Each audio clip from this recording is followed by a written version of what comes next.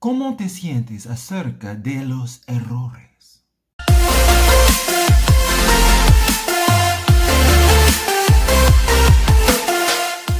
Hola a todos, bienvenido a mi canal de nuevo y hoy voy a hablar sobre el tema de errores. Yes guys, this is Danik and like I just said in Spanish, today we are going to be talking about mistakes, errores that we make in learning another language. Now guys, I'm going to be using more Spanish in this video because I have way more experience of making mistakes with Spanish than I do in Portuguese. I've been learning Spanish for 2 years, Portuguese for only 1 year. So definitely going to be using more references from my experiences with Spanish, but don't worry, I have a lot of videos in Portuguese that are going to be coming up, so stay tuned. Now guys, we have a lot to talk about. I have a lot of embarrassing moments that I want to share with you guys. So let's go ahead and get started and vámonos. So why is it so terrifying for us to make a mistake? Why is it so awful when we think of ourselves making a mistake in public, not being able to think of the right word, the right phrase? Well, I think it has a lot to do with the fact that the majority of language learners out there are adults. And because of this, we as adults have taken a number of years, actually we've spent our entire lives trying to create who we are. We have a sense of ego about ourselves. We want to be taken seriously. We want to be able to command respect when we speak. And it's really hard to do that when you're learning a language because as soon as you decide to learn another language, you're instantly in a zone where you don't know anything and you don't have any resources.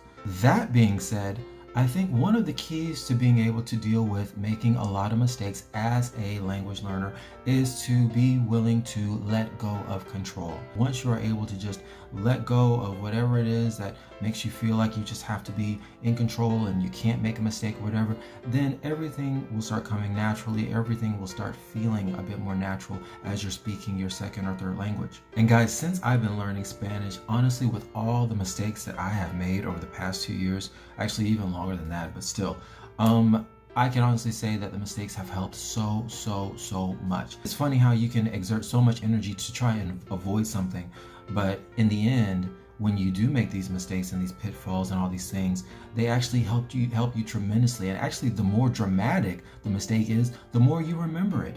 And the more you work toward, correcting it and speaking it a bit more accurate grammatically the next time you use it. So, guys, you're gonna make mistakes. And I think, like I said earlier in the video, the most important thing to remember is to learn how to let go of control.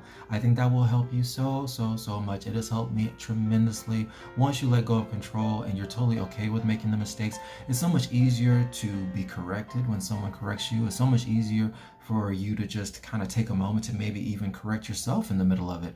All right, so here we are at my favorite part of the video where I share some of my worst mistakes that I've made in Spanish. Actually, they're not that bad, but here are some of the top 10 hits here. Okay, so there was this one time when I was working in a restaurant. I was a server, and of course I was practicing my Spanish with some of my friends. Somebody spoke to me in Spanish and they asked me where this girl was. They were speaking in Spanish. They were like, ¿Dónde está ella?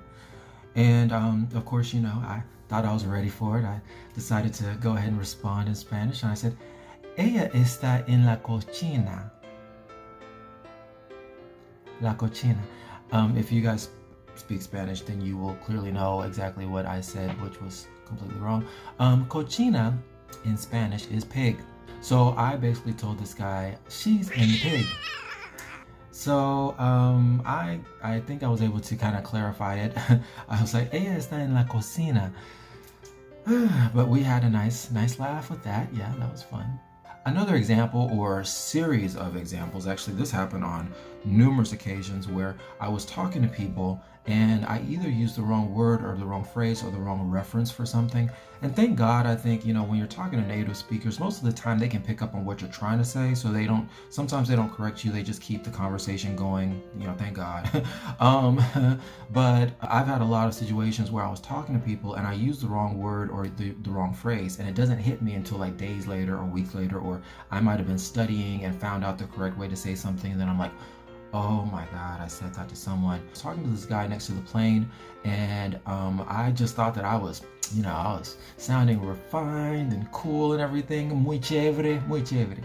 And I said, ¿Qué has estado? ¿Qué has estado? ¿Qué has estado?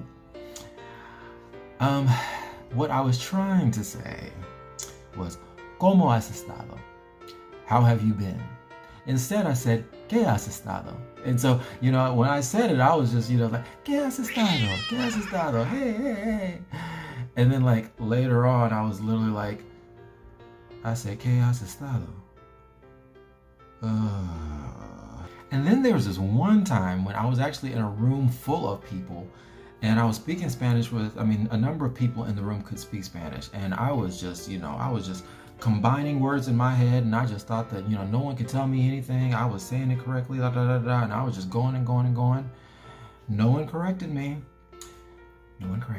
And so maybe a few weeks down the road, I was thinking and I was like, ooh, all of that was wrong. All of it. It was all wrong.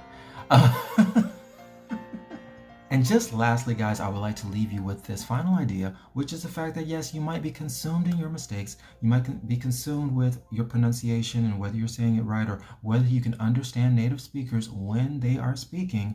But the important thing to remember is that for most native speakers, just the fact of them seeing your desire alone to learn their language really impresses them. So while you're so consumed in your mistakes and whatnot, you might be missing out on the fact and the reality that people are actually impressed with you.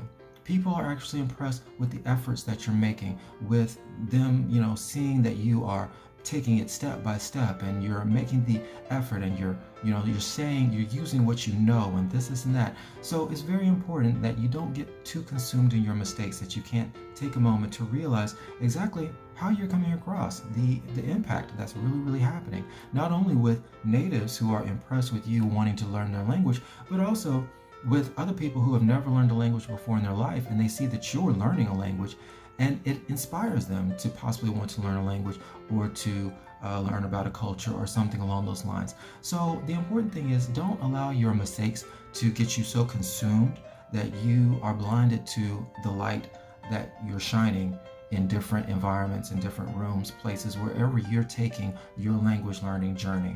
Alright guys, that's all that I have for you guys today. Eso es todo. Regresen pronto para más videos en español y portugués. And gracias por verme. And I will see you guys in the next video. Adios. Hasta la próxima.